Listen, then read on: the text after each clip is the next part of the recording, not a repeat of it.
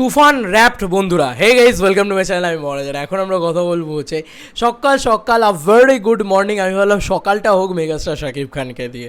বন্ধুরা কালকে আমি সত্যি কথা বলছি, একটা বাইরে গিয়েছিলাম, একটা জায়গায় গিয়েছিলাম, এতটা দেরি হয়ে গিয়েছে ফিরতে ফিরতে যে আর আমার খবরটা করা হয়নি। আর খবরটা করা হয়নি বলে কোথাও গিয়ে খবরটা জমে গেছে। আর সেই খবরটা রাত্রিবেলা আর বেশি রাত্রির হয়ে গিয়েছে, তখন মনে হলো যে না, সকাল সকাল একদম ফ্রেশ মাইন্ডে মেগাস্টার শাকিব খানকে নিয়ে কথা হবে।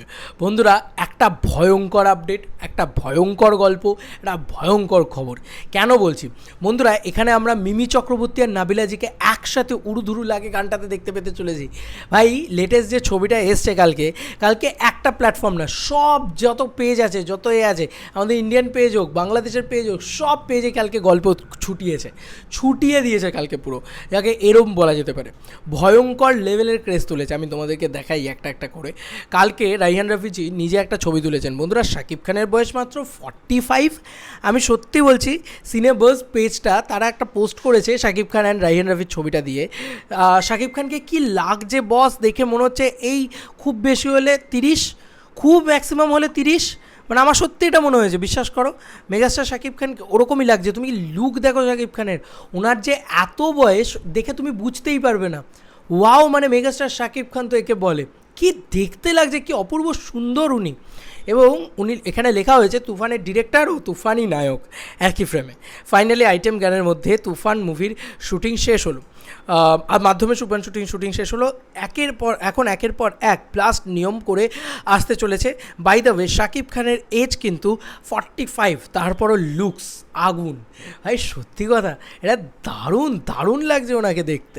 আচ্ছা চলো আর একটা জিনিস তোমাদেরকে বলি, এই 45 এজে উনি 250টা প্লাস ছবি করে ফেলেছেন।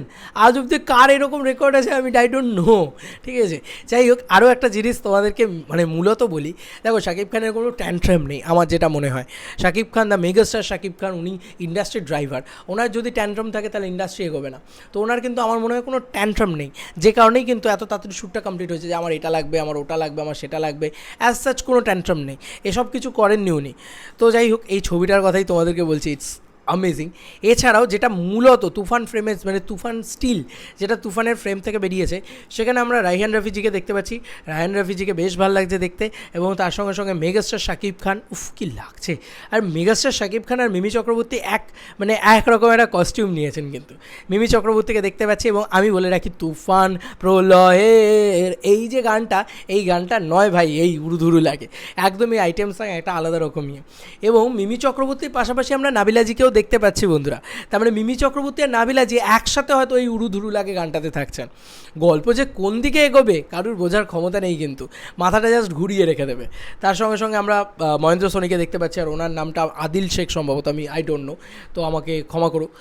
এবং অলরেডি লিখেছে তুফানের সাথে, তাই তার দুই নায়িকা আসছে লাগে উড়াধুরা, এটা লিখেছে আর কি। এই যে পোস্টার দারুণ দুর্ধর্ষ, এই পুরো টিমকে দারুণ লাগছে। এবং কোথাও গিয়ে অবশেষে শুটিং শেষ হলো এবং তার সঙ্গে সঙ্গে মিমি চক্রবর্তীর সাথে কিন্তু রায়হান রাফিজি একটা ছবি তুলেছেন, তোমরা দেখতেই পাচ্ছ বন্ধুরা। রায়হান রাফিজির স্টোরিতেই কিন্তু রায়হান রাফিজি দিয়েছেন। মিমি চক্রবর্তীকে সুপার হট লাগছে, দারুণ লাগছে দেখতে। মিমি চক্রবর্তীকেও গ্লসি একটা ব্যাপার। আমি বলেইছি যে অনেক দিন বাদে মিমি চক্রবর্তীকে আমরা মেন স্ট্রিম ছবিতে পেতে চলেছি। তো মিমি চক্রবর্তীকে না ওই যোগ্য সম্মান, আমি অলরেডি একটা ভিডিও বানিয়েছিলাম যেখানে বলেছিলাম যে বাংলার যে যত নায়িকা আছেন, ইন্ডিয়ার হোক বা সেটা যে কোনো জায়গায় কমার্শিয়াল যারা নায়িকা, তাদের যোগ্য সম্মানটা দিচ্ছে কিন্তু মেগাস্টার শাকিব খান। তো কোথাও গিয়ে মিলছে সেই বিষয়টা। দেখো না আজকে মিমি চক্রবর্তী কতটা সম্মান পাচ্ছেন, কতটা দরাজ হাসি তার। খুব ভালো লাগছে ওভারঅল বিষয়টাকে দেখে। এবং Toofan will be a biggest blast. তুফানের শুটিং শেষ হয়ে গেল, এবার জোর কদমে বাড়ি ফিরবে, বাংলাদেশে ফিরবে আমাদের তুফান টিম। এবং তারপরে আস্তে আস্তে তারা বাকি সমস্ত কাজ কমপ্লিট করুক এবং পোস্ট প্রোডাকশনের কাজ কমপ্লিট করুক। তুফান রিলিজ হচ্ছে 17 জুন, একই যোগে কলকাতা এবং বাংলাদেশে দাপিয়ে ব্যবসা হবে, হেভি ব্যবসা হবে, খুব ভালো হবে। তোমাদের কার কি মতামত এই এন্টার ভিডিওটাকে নিয়ে জানিও কমেন্ট সেকশনে। উড়াধুরা লাগে ভাই, এই গানটার জন্য আমি এক্সাইটেড আর বসে আছি। দেখো মহেন্দ্র সোনিজি কিন্তু শুরুর দিকেই কিন্তু সকালই কালকে জানিয়ে দিয়েছিল যে ইটস র্যাপ। তখনই কোথাও গিয়ে একটা জল্পনা চলছিল, যা খবর ছিল তারও আগে কিন্তু তুফান টিম শুটিং র্যাপ করে দিল। আমি বলবো এটা শুধু শুধুমাত্র মেগাস্টার শাকিব খানের জালওয়া।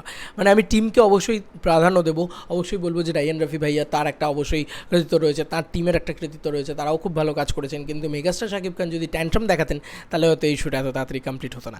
বন্ধুরা তোমাদের কার কি মতামত এই এন্টার ভিডিওটাকে নিয়ে জানিও কমেন্ট সেকশনে। চলো বন্ধুরা, নতুন কোনো ভিডিওতে দেখা হবে, বাই।